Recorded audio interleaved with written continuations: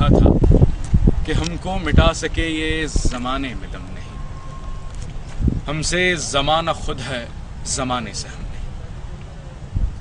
میں کیوں کہوں کہ زمانے نے مجھے خراب کیا، میں نے اپنا زمانہ خود خراب کیا۔ میں اپنی ذات کی پستی کا ذمہ دار لوگوں کو کیوں ٹھہراؤں؟ میں اپنی مرضی اور منشا ہی سے لوگوں کو اپنی زندگی میں لایا تھا۔ اگر آج وہ میری زیست کا حاصل نہیں ہے تو اس میں زمانے کا کیا قصور ہے؟ مجھ سے میرا مقام چھن گیا یا پھر میں نے اپنا مقام خود کھویا ہے؟ اس سوال کو سوچنے کا کبھی وقت ہی نہیں ملا۔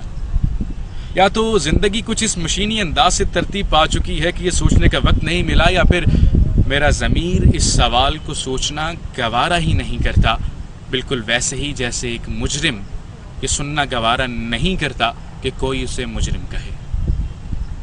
احساس مر چکا ہے یا احساس تھا ہی نہیں؟ بعض اوقات لوگ اپنے نادانی کے بچپن کے بے لوث جذبے کو احساس کا نام دے دیتے ہیں، لیکن یاد رکھنے کی بات ہے کہ احساس تو ہوتا ہی شعور و آگہی کے ساتھ ہے۔ اگر آپ میں احساس ہے تو اس کا مطلب یہ ضرور ہے کہ آپ میں شعور و آگہی بھی ہوگی۔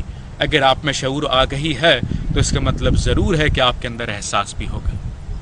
اگر بالفرض یہ مان بھی لیا جائے کہ بچپن کے بے لوث اور نادان سے جذبے کو احساس کہا جاتا ہے، تو پھر سوچنے کی بات یہ ہے کہ لوگ اور انسان اچانک بڑے کیوں ہو جاتے ہیں اور احساس ان میں ختم کیوں ہو جاتا ہے؟